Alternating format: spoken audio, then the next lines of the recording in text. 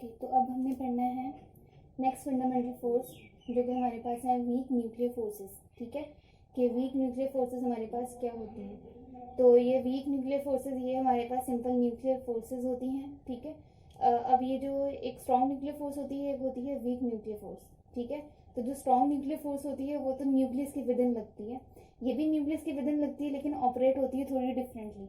इन forces की properties क्या है वो देख लो। These are the short range forces. ये फोर्सेस क्या होती हैं, शॉर्ट रेंज, मतलब इनकी ज़्यादा रेंज नहीं होती।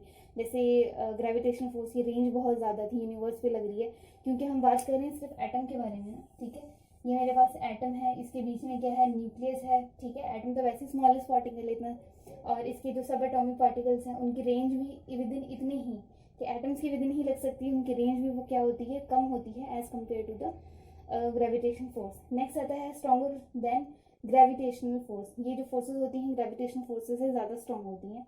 Arises due to the interaction of neutrino with the other particles. ठीक है, अब ये क्यों अराइज होती हैं, किस वजह से ये वीक न्यूक्लियर फोर्सेस हमें अपीयर होती हैं, ऑब्जर्व होती हैं, वो इसलिए क्योंकि इंटरेक्शन होती है न्यूट्रिनो की अदर पार्टिकल्स के साथ। ठीक है, अब न्यूट्रिनो जो है हमारे पास, न्यूट्रिनो का सिंबल हमारे पास ये होता है। न्यूट्रिनो भी एटम से जो हमारे पास जो न्यूट्रिनो होता है वो भी इलेक्ट्रॉन, प्रोटॉन और न्यूट्रॉन की तरह एक सब एटॉमिक पार्टिकल होता है। ठीक है, जो न्यूट्रिनो हमारे पास होता है वो भी एक सब एटॉमिक पार्टिकल होता है, क्योंकि अभी तो आपने सिर्फ 3 के बारे में ही पढ़ा हुआ है, 3 आपको सब एटॉमिक पार्टिकल के बारे में ही पता है कि एक इलेक्ट्रॉन होता है, एक प्रोटॉन होता है, एक न्यूट्रॉन होता है। ठीक है, लेकिन जब आप एलिमेंट्री फिजिक्स या पार्टिकल फिजिक्स पढ़ोगे ना तो बहुत ज़्यादा ऐसे पार्टिकल्स होते हैं, सब एटॉमिक पार्टिकल्स हैं, एलिमेंट्री पार्टिकल्स हैं। ठीक है, लेप्टॉन्स होते हैं, क्रिप्टॉन्स होते हैं, बेरियॉन्स होते हैं। ठीक है, उन सब के आगे भी बहुत सारे होते हैं, क्वार्क्स होते हैं, चार्म क्वार्क्स होते हैं।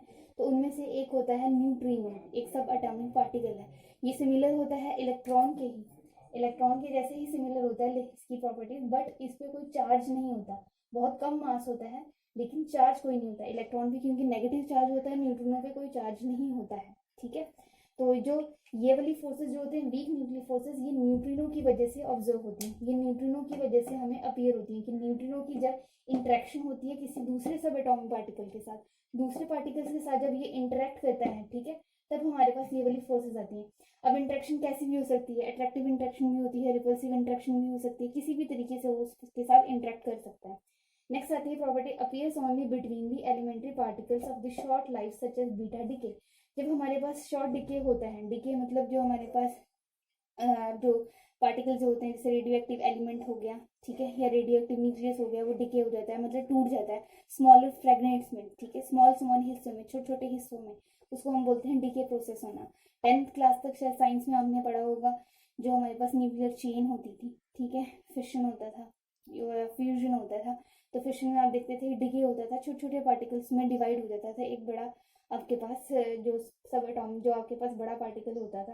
तो सिंपल है कि कोई भी हमारे पास जो एलिमेंट्री पार्टिकल होता है, ठीक है, शॉर्ट लाइफ स्पैन के लिए जब उसका डिके होता है, जैसे बीटा डिके होता है, जब बीटा डिके होता है हमारे पास तब एक इलेक्ट्रॉन निकलता होता है। ठीक है, इस वजह से हम इसको बोलते हैं। ठीक है, जब हमारे पास बीटा डिके होता है तो एक मेरे पास जो न्यूट्रॉन जो होता है, बीटा डिके का मतलब है कि जो मेरे पास न्यूट्रॉन है वो किस में कन्वर्ट हो रहा है, प्रोटॉन में, और साथ में क्या निकल रहा है, इलेक्ट्रॉन।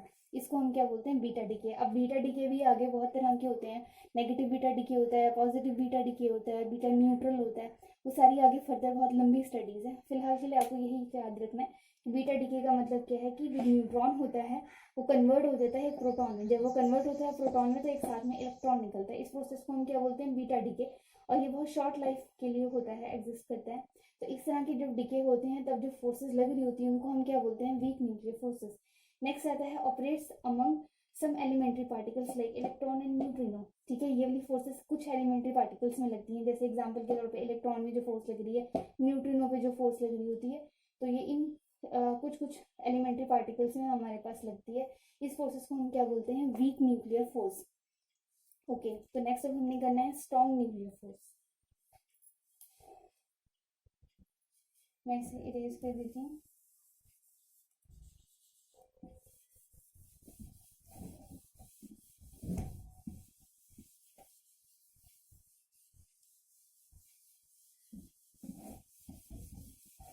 अब आगे हमने पढ़ना है about the strong nuclear forces. Strong nuclear forces हमारे पास क्या होते हैं, स्ट्रॉन्ग न्यूक्लियर फोर्सेस, ठीक है।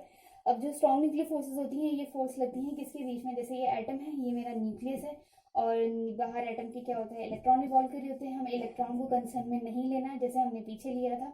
इसमें से फोकस किस पे है, स्ट्रॉन्ग न्यूक्लियर फोर्सेस मतलब पूरा कंप्लीट न्यूक्लियस। तो न्यूक्लियस में आपके पास क्या होता है, प्रोटॉन होता है और क्या होता है, न्यूट्रॉन। प्रोटॉन और न्यूट्रॉन को कलेक्टिवली क्या कहते हैं, न्यूट्रिनो। ओके, प्रोटॉन न्यूट्रॉन को क्या कहते हैं, कलेक्टिवली न्यूट्रिनो। अब प्रोटॉन और न्यूट्रॉन को जो फोर्स बाइंड करके रखती है उसको हम क्या बोलते हैं, स्ट्रॉन्ग न्यूक्लियर फोर्सेस, ठीक है। प्रोटॉन और न्यूट्रॉन को विद इन द न्यूक्लियस जो फोर्स बाइंड करके रखती है, जोड़ के रखती है, बांध के रखती है, उसको हम क्या बोलते हैं, स्ट्रॉन्ग न्यूक्लियर फोर्स। अब इसकी आप प्रॉपर्टीज देख लो कौन कौन सी होती है। स्ट्रॉन्गेस्ट फोर्स इन नेचर, ये वाली जो फोर्स होती है वो बहुत ज्यादा स्ट्रॉन्ग फोर्स होती है। Strongest force in nature, nature में जो एग्जिस्ट करती है ये सबसे ज़्यादा स्ट्रॉन्ग होती है। क्योंकि आप एग्जाम्पल के तौर पे देख सकते हो कि जो प्रोटॉन और न्यूट्रॉन, क्योंकि एटम्स वगैरह आपके पास हैं, हर एक ऑब्जेक्ट जो है, हर एक बॉडी जो है वो किससे मिलके बनी है, एटम से मिलके बनी है, मॉलिक्यूल से मिलके बनी है। और एटम के सब एटॉमिक पार्टिकल क्या होते हैं, प्रोटॉन होते हैं, न्यूट्रॉन होते हैं, इलेक्ट्रॉन। और अगर प्रोटॉन और न्यूट्रॉन एग्जैक्टली बाइंड करके स्ट्रॉन्ग फोर्सेस से नहीं होते तो उसका मतलब ये सब एटॉमिक पार्टिकल्स तो अलग हो जाने चाहिए थे। मतलब एटम की कोई वेल डिफाइंड शेप ही नहीं होती, मतलब सिस्टम आपके पास बनता ही नहीं, कोई भी बॉडी आपके पास होती ही नहीं, किसी का कोई डिफाइंड शेप ही नहीं होता, ठीक है। तो मतलब वो सब तो हमारे पास नहीं है। आप देख सकते हैं हर बॉडी की एक स्पेसिफिक शेप है, हर एक एटम बाइंड किया हुआ है, ठीक है। तो इसकी वजह से ये जो फोर्सेस होती हैं सबसे ज़्यादा स्ट्रांग होती हैं, स्ट्रॉन्ग फोर्सेस होती हैं नेचर में। और प्रोटॉन और न्यूट्रॉन को इस न्यूक्लियस से बाहर निकाला, इन दोनों को अलग करने के लिए भी बहुत ज़्यादा फोर्स लगनी होती है, ठीक है। जो न्यूक्लियर पावर प्लांट्स जो हमारे पास बने हैं एक एनर्जी का सोर्स होता है, इंडिया में भी हैं कुछ न्यूक्लियर पावर प्लांट्स, ठीक है, बाहर में भी हैं। ये एनर्जी का सोर्स है हमारे पास, जैसे बिजली एनर्जी का सोर्स है, तो ऐसे ही जनरेट किया जाता है न्यूक्लियर फोर्स के से भी हम एनर्जी जनरेट करते हैं। अब प्रोटॉन और न्यूट्रॉन हैं तो इतने छोटे कि हमें दिखाई तक नहीं देते, ठीक है। आप अपनी नेकेड आई से देख, इवन कि आप एटम भी अपनी नेकेड आई से नहीं देख सकते, देख ही नहीं सकते। और प्रोटॉन और न्यूट्रॉन तो और भी सब एटॉमिक पार्टिकल है, उनको तो आप और देख भी नहीं सकते। ये ऐसे पार्टिकल्स हैं जिनको आप देख भी नहीं सकते, लेकिन फिर भी इतनी स्ट्रॉन्ग फोर्स है कि इनको आप अलग भी नहीं कर सकते। इतने बड़े बड़े पावर प्लांट बनाए गए हैं, इतनी ज़्यादा हाई इलेक्ट्रिक फोर्स दी जाती है जिसकी वजह से इसमें से आप प्रोटॉन और न्यूट्रॉन को निकालने के काबिल होते हो। तो मतलब ये इतनी ज़्यादा स्ट्रॉन्ग फोर्स है नेचर की, ठीक है। The strongest force in the nature. अब ये फोर्सेस भी अगेन कौन सी होती हैं, शॉर्ट रेंज फोर्सेस, इनकी रेंज जो होती है वो ज़्यादा नहीं होती है, ठीक है। नेक्स्ट इसके में हमारे पास है कि ये चार्ज पे डिपेंड नहीं करती, do not depend upon charge, charge पे इसके डिपेंड नहीं करती। ये हमारे पास जो फोर्स लगती है वो कौन कौन सी फोर्स लगती है, किस फोर्स के बारे में हम बात करें, न्यूट्रॉन और न्यूट्रॉन के बीच में, जैसे न्यूक्लियस के बीच में अगर न्यूट्रॉन्स हैं, इन दोनों के बीच में जो फोर्स लग रही होती है, ठीक है। या तो हमारे पास न्यूट्रॉन और प्रोटॉन के बीच में फोर्स लग रही होती है, या प्रोटॉन और प्रोटॉन के बीच में फोर्स लग रही होती है, ठीक है। तो ये हमारे पास जो फोर्सेस होती हैं इनको हम बोलते हैं स्ट्रॉन्ग न्यूक्लियर फोर्सेस। या तो न्यूट्रॉन न्यूट्रॉन के बीच में, न्यूट्रॉन और प्रोटॉन के बीच में, या प्रोटॉन और प्रोटॉन, क्योंकि न्यूक्लियस में जो है उसी की हम बात करें, उसी को कंसर्न में ले रहे हैं। न्यूक्लियस में इलेक्ट्रॉन तो है नहीं और कोई सब एटॉमिक पार्टिकल तो है नहीं, ठीक है। तो इन्हीं से मिलके बना है, इसको हम बोलते हैं, ठीक है। तो ये this is all about the strong nuclear forces. और भी बहुत सारी इन्फॉर्मेशन है, आप जो बुक में है वो पढ़ लेना, ठीक है। जो इंपॉर्टेंट पॉइंट है वही मैं यहाँ पे डिस्कस कर रही हूँ। उसके बाद जो लास्ट हमारे पास फोर्स आती है वो है हमारे पास electromagnetic force. Okay, electromagnetic force.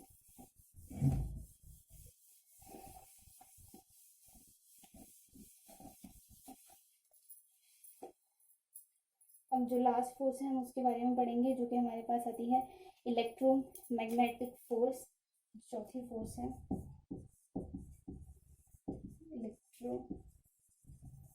Electromagnetic forces. Okay, electromagnetic forces हैं, मतलब इसमें जो इलेक्ट्रिसिटी और मैग्नेटिसिटी, ठीक है। इलेक्ट्रिसिटी और मैग्नेटिसिटी जो हमारे पास बहुत बड़ी ब्रांच है, उनकी जो फोर्सेस हैं उसके बारे में हम स्टडी करने लगे हैं, जिसको हम क्या बोलते हैं, इलेक्ट्रोमैग्नेटिक फोर्सेस, ठीक है। अब ये फोर्सेस हमारे पास कैसी फोर्सेस होती हैं, लॉन्ग रेंज फोर्सेस। अच्छा, मैं आपको बता देती हूँ कि ये जो ईएम फोर्सेस आपके पास ऑब्जर्व कैसे होती हैं, ठीक है। आपके पास कोई भी चार्ज पार्टिकल जो होता है, चाहे वो इलेक्ट्रॉन आपके पास चार्ज पार्टिकल है, ठीक है, चार्जेस जो हमारे पास होते हैं, ठीक है, एक इलेक्ट्रॉन और दूसरा आपके पास कोई भी होल होता है, या मैं यूं कहूँ आपको सिंपल से नेगेटिव चार्ज होता है या कोई पॉजिटिव चार्ज होता है। यही दो चार्ज है ना जो नेचर में एग्जिबिट करते हैं। इसके अलावा तो आपने कोई तीसरा चौथा चार्ज पढ़ा नहीं। एक नेगेटिव चार्ज होता है, एक पॉजिटिव चार्ज होता है, ठीक है। जब आपके पास इलेक्ट्रॉन मूव करते हैं तो हमारे पास क्या प्रोड्यूस होता है, मैं यहाँ पे लिखती हूँ। जब इलेक्ट्रॉन आपके पास मूव करते हैं तो हमारे पास इसकी मोशन की वजह से क्या प्रोड्यूस होता है, करंट, ठीक है। इलेक्ट्रिसिटी, करंट, सिंपल वही ऑब्जर्व होता है। ओके, जब इलेक्ट्रॉन मूव करते हैं करंट प्रोड्यूस होता है, और जब करंट हमारे पास प्रोड्यूस होता है तो वहां से हमारे पास क्या जनरेट होती है, magnetic properties. Okay, magnetic properties कहने का मतलब है मैग्नेटिज्म का फिनोमिना शो होता है।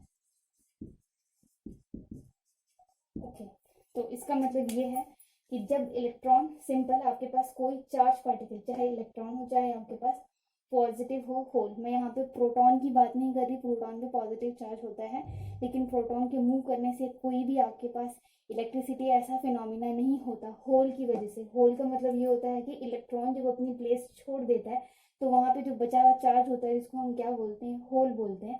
जब इलेक्ट्रॉन जैसे मूव करता है चार्ज पार्टिकल, ठीक है, उसकी मोशन की वजह से करंट ऑब्जर्व होता है, करंट प्रोड्यूस होता है। और करंट जब मूव करता है उसकी वजह से क्या होती है, मैग्नेटिक फील्ड प्रोड्यूस होती है, जिसको हम क्या बोलते हैं, मैग्नेटिक प्रॉपर्टीज, या मैग्नेटिक फील्ड की जो प्रॉपर्टीज होती हैं वो बनती हैं, ठीक है। अब आपको मैं यहाँ पे एक छोटा सा एग्जाम्पल देके बताती हूँ। जो बड़े बड़े ट्रांसफॉर्मर होते हैं, ठीक है, अक्सर उसमें से, या बड़ी बड़ी जहाँ हाई वोल्टेज की तारें होती हैं वहाँ बहुत बारी सजेस्ट किया जाता है कि आसपास ना घूमो, वहाँ पे आप चिपक जाओगे, ठीक है। क्योंकि मोस्टली क्या होता है कि कोई भी पर्सन हो उसने कहीं ना कहीं कुछ ना कुछ मेटल वाली चीज़ पहनी ही होती है, ठीक है। मेटल जैसा कुछ कैरी किया, चाहे वो कपड़ों में लगा हो, चाहे बटनों की शेप में लगा हो, चाहे आपने कोई क्लिप लगाई हो, इवन के मैन हो या वुमेन हो, जो भी हो, ठीक है। तो उसने कुछ ना कुछ ऐसा तो पहना ही होता है। हाई वोल्टेज की जो तारें होती हैं उनमें से क्या होती है, इलेक्ट्रिसिटी बहुत ज़्यादा प्रोड्यूस होती है, करंट बहुत हाई वोल्टेज का पास होता है। तो करंट तो वैसे भी बहुत ज़्यादा हाई वोल्टेज है, क्योंकि वहाँ पे बहुत ज़्यादा इलेक्ट्रॉन मूव करें जिसकी वजह से वहाँ पे हाई वोल्टेज का करंट प्रोड्यूस होता है उन तारों में, उन ट्रांसफार्मर के एरिया में। लेकिन जब करंट मूव करता है तो उसके अराउंड क्या प्रोड्यूस हो जाती है, मैग्नेटिक फील्ड, बहुत ज़्यादा मैग्नेटिक फील्ड बन जाती है। उस मैग्नेटिक फील्ड की वजह से क्या होता है कि उसके अराउंड आप कुछ भी मैग्नेटिक वाली चीज़ रख दो, जैसे मैग्नेट क्या करती है, लोहे को चिपका लेती है, और भी बहुत सारे मेटल होते हैं जो मैग्नेट उनसे चिपक जाती है। तो इसका मतलब अगर आप वहाँ से गुजरोगे, आपने कुछ मेटेलिक चीज़ पहनी है, तो आप वहाँ पे क्या करोगे, उन तारों से जाके चिपक जाओगे, ठीक है। इस वजह से सजेस्ट किया जाता है कि हाई वोल्टेज तारों के आसपास आप ना घूमो, ठीक है। तो ये वाला जो आगे तो +2 में सारा आएगा आपके पास, इलेक्ट्रोमैग्नेटिक ईएम वेव्स, ये फोर्सेस के बारे में, वेव्स के बारे में भी आप पढ़ोगे, तो +1 का कंसर्न नहीं है। अभी के लिए आपके लिए इतनी इन्फॉर्मेशन इनफ है, ठीक है। अब मैं इसकी प्रॉपर्टीज के बारे में पढ़ती हूँ, वो बताती हूँ। प्रॉपर्टीज है इसकी, सबसे पहले ये कौन सी है, long range forces, long range forces. अच्छा, ये लॉन्ग रेंज फोर्सेस होती हैं लेकिन इतनी भी लॉन्ग नहीं होती, मतलब ग्रेविटेशन फोर्स की कंपैरेटिव इनकी रेंज कम होती है, लेकिन बाकी वीक न्यूक्लियर फोर्स और स्ट्रॉन्ग न्यूक्लियर फोर्स के कंपैरेटिव इनकी रेंज ज़्यादा होती है। बाकी कुछ जो प्रॉपर्टीज वगैरह हम पढ़ते हैं ना वो दूसरी फोर्सेस के कंपैरिजन, मतलब कंपैरिजन के केस में पढ़ते हैं। मतलब लॉन्ग रेंज है तो इसका मतलब नहीं है कि ग्रेविटेशन को ये ओवरकम कर रहा है, उससे कम ही होती है, लेकिन बाकी दोनों से ज़्यादा होती है। अब इसका है आगे, do not require any medium, किसी भी मीडियम की ज़रूरत नहीं होती इनको ट्रैवल करने के लिए, ठीक है। अब जैसे ईएम फोर्सेस के साथ आ जाती हैं ईएम वेव्स भी, ईएम वेव्स, ठीक है। ईएम मतलब इलेक्ट्रो, एम मतलब मैग्नेटिक वेव्स, ठीक है। जो हमारे पास वेव्स होती हैं ईएम वेव्स, उनको भी मीडियम की ज़रूरत नहीं होती। इलेक्ट्रोमैग्नेटिक रेडिएशंस हों चाहे वो इलेक्ट्रोमैग्नेटिक वेव्स हों, उनको भी मीडियम की ज़रूरत नहीं होती। जैसे इलेक्ट्रोमैग्नेटिक जो रेडिएशंस होती हैं वो हमारे पास सूरज से आती हैं, एग्जाम्पल के तौर पे बता रही हूँ, एक एग्जाम्पल दे रही हूँ मीडियम समझाने के लिए, कि जो सूरज की रोशनी होती है वो हमारे पास जो आती है वो पूरा एक स्पेक्ट्रा होता है, हमें तो बस एक विजिबल रेंज दिखाई देता है ना, बहुत पूरा का पूरा एक स्पेक्ट्रा होता है, ठीक है, जिसमें इंफ्रारेड रेडिएशन होती हैं, अल्ट्रा वायलेट रेडिएशन होती हैं, विजिबल होती हैं, एक्सरेज होती हैं, ठीक है, रेडियो वेव्स होती हैं, बहुत तरह का पूरा एक सेट होता है, ठीक है। तो वो हमारे पास उसको हम बोलते हैं इलेक्ट्रोमैग्नेटिक वेव्स या इलेक्ट्रोमैग्नेटिक वेव स्पेक्ट्रा, ठीक है। अब ये जब सूरज से लेके यहाँ हमारे अर्थ तक पहुँचती हैं तो हमको तो सिर्फ विजिबल दिखाई देती हैं, बाकी सारी तो हमको ऑब्जर्व नहीं होती, ठीक है। कुछ कुछ होती हैं जो हमें ऑब्जर्व होती हैं। तो वो जो ईएम वेव्स ट्रैवल करके जब अर्थ तक पहुंचती हैं तो वहाँ पे भी मीडियम नहीं होता। इसका मतलब है कि ईएम वेव को भी मीडियम की ज़रूरत नहीं होती, क्योंकि मीडियम जो है सिर्फ अर्थ के एटमॉस्फेयर में ही है। जैसे हवा, जो सन है, जो सूरज है आपका कहाँ पे है, स्पेस में, और स्पेस में तो कोई मीडियम ही नहीं है, तब भी तो सूरज की रोशनी अर्थ तक पहुंच रही है ना। तो इसका मतलब उसको मीडियम की तो ज़रूरत नहीं है ट्रैवल करने के लिए। अगर मीडियम की ज़रूरत होती तो अर्थ पे कभी रोशनी ही नहीं होती। तो अर्थ पे रेडिएशन तब भी पहुंच रही है, इसका मतलब है कि वहाँ मीडियम की ज़रूरत नहीं। तो इसका मतलब ये है कि जो ईएम वेव्स हैं उनको भी यहाँ पे रिक्वायर नहीं कर, ज़रूरत नहीं होती मीडियम की, ताकि वो ट्रैवल करके यहाँ पहुँचे। नेक्स्ट आती है इसकी property, appear between any two charge in the universe. Appears between any two charge in this universe. कि इस यूनिवर्स में कोई भी दो चार्ज पड़े हैं, ठीक है, कोई भी दो चार्ज, चाहे वो कोई भी दो नेगेटिव चार्ज हो, कोई भी दो पॉजिटिव चार्ज हो, इन दोनों के बीच में जो फोर्सेस लग रही होती हैं उनको हम क्या कहेंगे, इलेक्ट्रोमैग्नेटिक फोर्सेस, ठीक है। या इनकी जो वेव्स की फॉर्म में लगती हैं, जैसे हमारे पास ये इलेक्ट्रोमैग्नेटिक फोर्स है तो ईएम वेव्स भी इसी के रिलेटेड होती हैं, मतलब उसका एडवांस वर्जन है, ठीक है। सेम तरीके से जो आपने ग्रेविटेशनल फोर्स के बारे में पढ़ा था, उसके बाद आप पढ़ोगे ग्रेविटेशनल वेव्स के बारे में, ठीक है। ग्रेविटेशन वेव्स के बारे में अभी तक आप 11th-12th कहीं नहीं पढ़ोगे, सीधा आप मास्टर लेवल पे पढ़ोगे, ठीक है। तो जो पहले फिनोमिना कुछ होते हैं वो आगे कैंसिल हो जाते हैं, फिर नई थ्योरीज आती हैं। तो जो ग्रेविटेशन फोर्स के बारे में आप सब कुछ पढ़ोगे, जब आप आगे फर्दर रिसर्च और स्टडी करोगे तब आपको पता चलेगा कि ग्रेविटेशन फोर्स जैसी फोर्स होती ही नहीं है, एक्चुअल में वो ग्रेविटेशनल वेव्स होती हैं। तो खैर वो आपका फिनोमिना नहीं है अभी कंसेप्ट ये वाला समझने का। अभी तो फिलहाल आपने सारा यही समझना कि ग्रेविटेशन फोर्स क्या होती है, ठीक है। तो ऐसे ही होता है साइंस में। तो मैंने आपको पहले स्टार्टिंग में कहा था कि बहुत सारी थ्योरीज ऐसी होती हैं जो फेल हो जाती हैं, कि नए नए साइंटिस्ट आए, आगे आके उन्होंने अपनी थ्योरी दी, पिछला वाला कंसेप्ट जो होता है वो फेल हो जाता है, नया वाला कंसेप्ट अप्लाई हो जाता है, ठीक है। तो लेकिन हमें जो फेल वाला कंसेप्ट है वो भी पढ़ना ही पड़ता है, ठीक है। क्योंकि जैसे मोशन से रिलेटेड बहुत सारी थ्योरी, मोशन कैसे होता है, ठीक है, कैसे हम चलते हैं या किस तरह की फोर्सेस लगती हैं, उसकी काफ़ी सारी थ्योरी जो दी थी वो हमें। अच्छा, आपको तो न्यूटन्स की लॉ पता है ना, न्यूटन्स का first law, law of motion जो है, न्यूटन्स का first law of motion, second law of motion, third law of motion, famous law. तो न्यूटन के जो ये फेमस लॉ आए थे उससे पहले एरिस्टोटल ने कुछ अपने लॉज दिए थे और कुछ कंसेप्ट बोले थे। तो पहले तो सबने एरिस्टोटल का ही सब कुछ पढ़ा था, लेकिन बाद में जब न्यूटन ने सब कुछ वेरीफाइड करके बता दिया तब उसकी थ्योरी फेल हो गई। लेकिन हमने फिर भी थ्योरी जो फेल हुई है वो भी पढ़ी, वो भी रिसर्च में हमने पढ़ी। उसके बाद आगे वाला जो सही थ्योरी आई वो